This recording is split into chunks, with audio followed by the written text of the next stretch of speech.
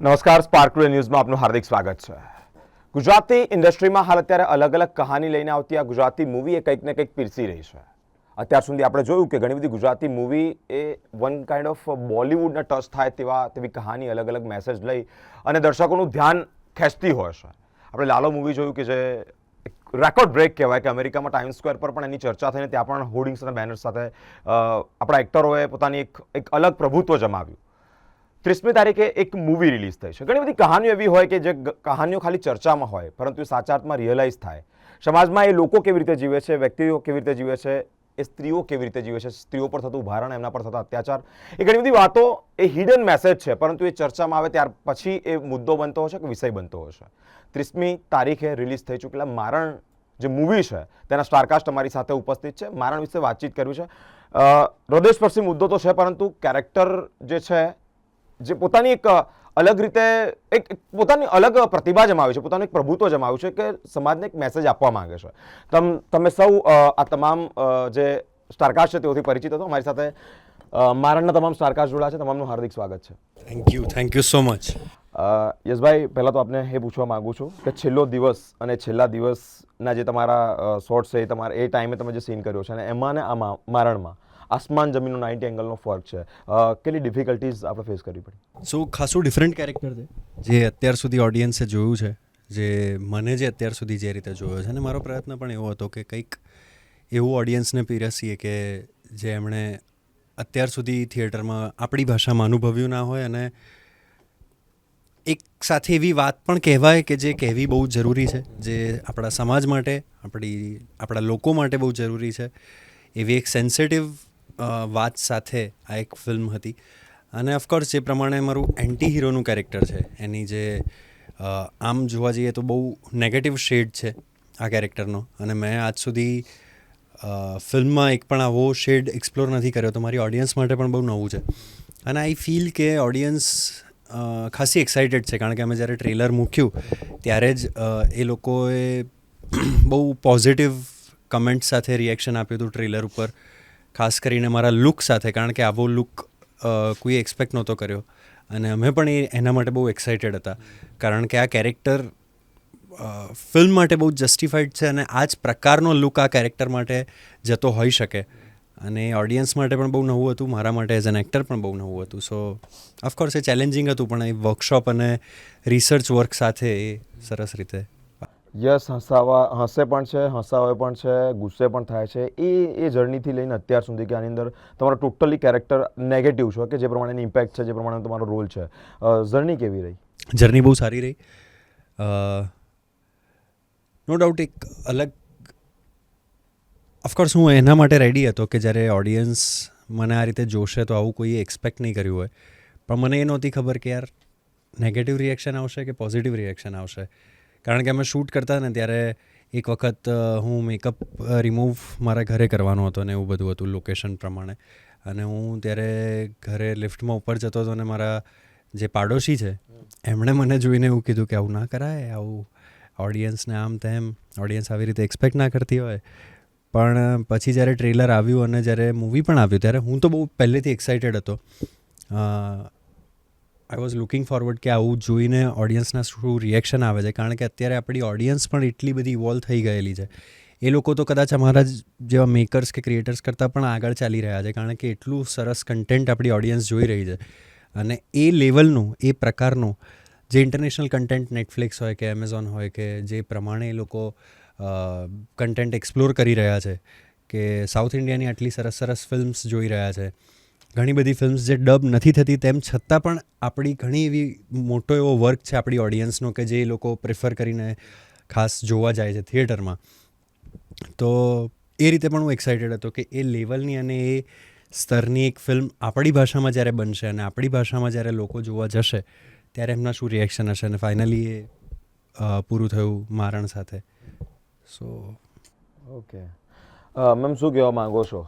કેમ જોવી જોઈએ લોકોએ? ફિલ્મ પતે છે ત્યારે એક લાઇન આવે છે કે based on true events unfortunately I think એ એક લાઇન માટે જ જોવી જોઈએ કે આ વાર્તા અમદાવાદથી થોડેક જ દૂર ગામની છે અને અમદાવાદથીની આજુબાજુ ઘણા બધા ગામડાઓ છે જેમાં આવી ઘટનાઓ થતી હોય છે તો આઈ થિંક એ રિયાલિટી આપણા સુધી પહોંચતી નથી હોતી એ રિયાલિટી આપણને ખ્યાલ આવે એટલા માટે ડેફિનેટલી ફિલ્મ જોવી જોઈએ. ઓકે, સ્ત્રીઓ પર થતા અત્યાચાર વિશે શું કહેવું છે? કારણ કે એ ચર્ચામાં બહુ આવે. જો તમે જો સિયા ગોયલ એ ચર્ચામાં બહુ આવી જાય, ઓકે, પણ કેટલીક છોકરીઓ કે જે બળાત્કારનો ભોગ બની છે તો એને દબાવવાનો પ્રયત્ન કરી રહ્યો છે સમાજ. કયા પર્સપેક્ટિવ, કયા વ્યૂથી તમે જોઈ રહ્યા છો આ સમગ્ર ઘટનાઓને? ઓહો, બહુ ખાસું ડિબેટેબલ ઓલું છે પણ હા, એટલે તમે જે કીધું ને એક્ઝેક્ટલી વાત સાચી છે કે વર્ષોથી એટલે તમે રેશિયો જોશો તો સ્ત્રીઓની ઉપર જે અલગ અલગ મેન્ટલ, ફિઝિકલ, સેક્સ્યુઅલ હરાસમેન્ટ, અબ્યુઝ થાય છે એ એટલું કોમન બની ગયું છે, એટલું નોર્મલાઇઝ થઈ ગયું છે કે ઠીક છે, જ્યાં સુધી એકદમ ખતરનાક ઘટના ના થઈ જાય ત્યાં સુધી આપણે મોરચા નથી કાઢતા કેમ કે કોમન છે. પણ જ્યારે પુરુષ ઉપર એક થાય છે જે બી અપેરેન્ટલી રિસન્ટલી જ સ્ટાર્ટ થયું છે ત્યારે આપણે ખાસા બધા અવેર થઈ જઈએ છીએ because it's a very new thing. અને બીજી બી એક નોટિસ છે કે જ્યારે બી સ્ત્રી પર અત્યાચાર થાય છે ને ત્યારે તમને નિર્ભયા બધા કેસીસમાં સ્ત્રીનું નામ યાદ હશે કે જેના વિક્ટિમનું નામ યાદ હશે. જ્યારે માણસ એટલે સિયા ગોયલવાળું છે ત્યારે વિક્ટિમના બદલે તમને કલ્પ્રેટનું નામ યાદ હશે કે સિયા ગોયલ. તો એ બી એક ઘટના છે કે તમે હંમેશા એ રીતે જ એને જુઓ છો. એટલે આ તો છે જ હવે ઇટ ઇઝ રહસ્યમય તો છે, પરંતુ કયો સંદેશો આ મૂવી લોકોને આપી રહી છે? સંદેશ કરતાં વધારે છે ને આમાં એવું કંઈ જ નથી કે તમે આ કરો ના કરો, આ ખાલી એક મિરર છે સોસાયટીને કરીશો બતાડવાવાળી વાત છે કે આ ઘટના છે જે થાય છે, તમે જુઓ એક રીતે મિરરની જેમ તમે સ્ક્રીન પર જુઓ અને પછી તમને જે ઠીક લાગે. ઓલ્સો એક તમે ફિલ્મ જોશો એટલે તમને ખ્યાલ આવશે કે ઘણી વખત સોસાયટી માટે અગર એક કોઈ છોકરી સાથે રેપ થયો, ફોર એક્ઝામ્પલ આ ફિલ્મની વાત નથી પણ છોકરી સાથે અગર રેપ થયો તો છોકરી માટે એવું એ ડરવા લાગે છે કે યાર હવે લોકો મને શેમ કરશે કે મારા પર આંગળી ઉઠાવશે કે મારા લગ્ન કરવા અઘરા પડી જશે ને એટલે એના મા બાપ એને કહે કે કોઈને કહેતી નહીં, ક્યાંય વાત ના કરતી નહીં. રીતે એ કેટલું એઝ અ સોસાયટી આપણે ફેલ થઈએ છીએ કે જો વિક્ટિમને જ શરમમાં પડવું પડે કેમ કે એના સાથે એવું થયું. તો એ એક બહુ જ એઝ અ સોસાયટી આપણે ફેલ કરી રહ્યા છીએ. એ વસ્તુ એક આઈ થિંક આ ફિલ્મ બહુ સારી રીતે કહે છે. ઓકે મેમ, તમારો શું રોલ છે? હું ઉર્મિનો રોલ પ્લે કરી રહી છું એમાં કે જે એક એ પણ ક્યાંકથી આવેલી છે છોકરી કે એને ક્યાંકથી ખરીદીને લાવવામાં આવી છે કે ઉપાડીને લાવવામાં આવી છે અને એ જે રોલ જે છે એ એવી રીતનું છે કે એ ક્યારેય સબમિસિવ નથી થતી. એ લડત આપે છે, એ ગમે તેવું થઈ જાય, ગમે તેવા મોકા એને મળે, ઇવન નાનામાં નાનો બી અગર એને ચાન્સ મળે છે તો ભાગવાની કોશિશ કરે છે. પણ એ ગામડું, એ જગ્યા એવી છે કે જ્યાં આગળ કોઈ પણ એકલી સ્ત્રી હોય ત્યાં આગળ એના માટે કોઈ ક્યારે વાહન નહીં ઊભું રહે. તો એને ત્યાંથી નીકળવું મુશ્કેલ છે બી ખરું, પણ તે છતાંય એ લડત આપી રહી છે કે એને નથી જ ગણવું. આખી આ જે ઘટના જે છે, આખી આ મૂવી જે છે, આપણે અત્યાર સુધી જોતા આવ્યા છે કે વિમેન મિસ થાય છે, આપઘાત થાય છે, એ લોકોનું કિડનેપિંગ થાય છે, એ લોકો ક્યાંક જતી રહે છે, ખોવાઈ જાય છે, ત્યાં સુધીનું આપણને ખબર છે. પણ એના પછી શું હોય છે, એના પછી એ કયા લાઈફસ્ટાઈલમાં રહે છે, એ કઈ જગ્યાએ રહે છે, કેવી પરિસ્થિતિઓમાં રહે છે, એને શું રોજમરોજ શું એને સહન કરવું પડે છે. સો એક કાઇન્ડ ઓફ આ મૂવીની અંદર તમને એનું બી એક રિફ્લેક્શન જોવા મળશે. અને આની અંદર મૂવીના જે મારી સાથેનું જે પાત્ર છે દીક્ષા જોશીએ જે ભજવ્યું છે બિરવાનું અને હું ભજવું છું ઉર્મિનું, એ બે કેરેક્ટરમાં ઘણો તમને ડિફરન્સ જોવા મળશે કે એક પરિસ્થિતિને કદાચ એક્સેપ્ટ કરી લીધી છે અને બીજી જે છે એને ગમે તેટલો ટાઈમ થઈ ગયો છે પણ એ પરિસ્થિતિ એક્સેપ્ટ કરવા જ નથી માંગતી.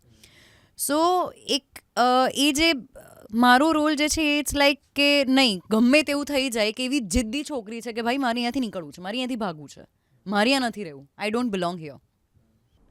બધી જ મૂવી કરતાં આ મૂવીને સ્પેશિયલ કેમ માનવામાં આવી રહી છે? સૌથી પહેલાં તો હું એવું કહેવા માંગીશ કે ગુજરાતી લેંગ્વેજમાં આ એક એવું બોલ્ડ સ્ટેપ છે કે આપણા ઓડિયન્સે ક્યારેય આટલો સિરિયસ ટોપિક કે આવી રીતનું એક રિફ્લેક્શન નહીં જોયું હોય. બીજું તો આનું મેકિંગ. Third, characters. એક કેરેક્ટર્સ જેટલા બી તમે મૂવીમાં જોશો દરેક કેરેક્ટરનું એક ઘણું ઇમ્પોર્ટન્સ છે અને બધાએ બહુ જ સારી રીતે ભજવ્યું છે કેરેક્ટર. ગુજરાતી સિનેમાનો સ્તર એક સ્ટેપ આગળ આવ્યો હોય તો મારા ખ્યાલથી આ મૂવીથી આવ્યો છે અને એના જ માટે હું આપણે ગુજરાતી ઓડિયન્સને રિક્વેસ્ટ કરીશ કે જરૂરથી આ મૂવી તમારે જોવી જોઈએ.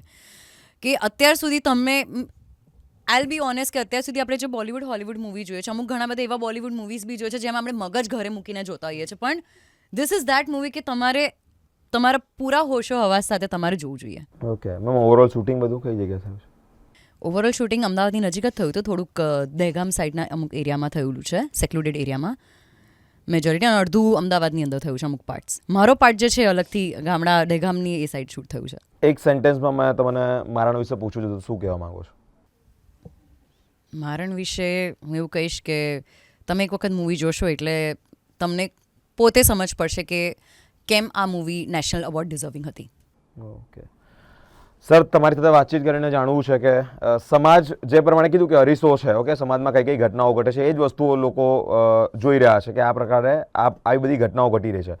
સમાજ શું કેચઅપ કરે, શું ડિઝર્વ કરો, શું તમે ઈચ્છો છો કે આ વસ્તુ લઈને જાય તો એ ઘણું સારું છે?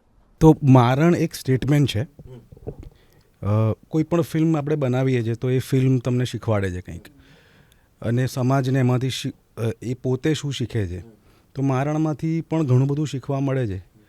હવે એ સમાજે વિચારવાનું છે કે હું આમાંથી શું શીખું, કેમ કે ઘણીવાર એવો ક્વેશ્ચન થતો હોય છે કે ફિલ્મમાંથી સારા પોઝિટિવ વસ્તુઓ, વાઇબ્સ, પોઝિટિવ શીખવા મળે છે, પણ ઘણીવાર એવું પણ ફીલ થાય કે ગાંધી નામની ફિલ્મ આવી તેમાંથી કંઈ એ જોઈને બધા ગાંધી નથી બની ગયા. અને તો મારણમાં પણ એવું જ છે. મારણમાં અમે માત્ર એમને કહેવાનું મૂક્યું છે કે આ વસ્તુ તમે જે જોઈ રહ્યા છો એ તમારા નજરમાં યોગ્ય છે કે અયોગ્ય છે. જો અયોગ્ય છે તો એને તમે અસ્વીકાર કરો સમાજની અંદર, અને તમને એવું લાગે છે કે યોગ્ય છે તો પછી કરતા રહો. એ સમાજની જ સમાજે જ પોતાને જાતે સુધારવું પડશે. અમે તો અમારું કામ કરી લીધું ફિલ્મ બનાવીને. જવાબદાર કોને માનો છો આ બધી વસ્તુ માટે? જવાબદાર સમાજ જ છે. જે કરે છે એ લોકો જવાબદાર છે. ફોર એન એક્ઝામ્પલ, હું પણ એક જવાબદાર છું. રોડ ઉપર આપણે નીકળી રહ્યા છે, ક્યાંક કશું કોકની સાથે થઈ રહ્યું છે, આપણે વિડીયો બનાવવા ઊભા રહી જઈએ છીએ, પણ એને રોકવા ઊભા નથી રહેતા. અને તો we all the part of all these things. National award જીતેલી આ મૂવી કે જે લોકો માટે એક છુપો સંદેશ તો છે જ, પરંતુ સાચા અર્થમાં સમાજની સાચી વાસ્તવિકતા શું છે તે પણ દર્શાવે છે. તમામ જે લોકો છે આજના વર્ગમાં કે જે અલગ અલગ રીતે સ્ત્રીઓના પ્રોટોકોલ શું હોય, સ્ત્રીઓ ક્યાં જવું જોઈએ, સ્ત્રીઓ શું કરવું જોઈએ, સ્ત્રીઓ પર થતા અત્યાચાર તે વિશે વાતચીત કરવામાં આવી છે. સાચા અર્થમાં એ મૂવી જોશો તો જ ખ્યાલ આવશે કે રિયાલિટી શું છે, અત્યારે હાલ સમાજમાં શું ચાલી રહ્યું છે. મહત્વની બાબત એ છે કે ઓલરેડી મૂવી રિલીઝ થઈ ચૂક્યું છે, પરંતુ હાલ અત્યારે અલગ અલગ જગ્યા પર તેઓને એટલે કે આ સ્ટારકાસ્ટોને ખૂબ પ્રેમ આશીર્વાદ મળી રહ્યા છે, અને જેને લઈને જ પહેલાં જ કહ્યું એ પ્રમાણે કે નેશનલ એવોર્ડ જીતેલી આ મૂવી છે. તમામ કલાકારો મહેનત બહુ કરે છે આ ગુજરાતી ઇન્ડસ્ટ્રી ઉપર આવે તે માટે, એટલે આપણે પણ તેઓને પ્રેમ આપીએ અને આ મૂવી એકવાર અવશ્ય નિહાળીએ. તમામ અપડેટ, તમામ કલાકાર સાથેની વાતચીત લઈ આપ સુધી પહોંચતા રહીશું.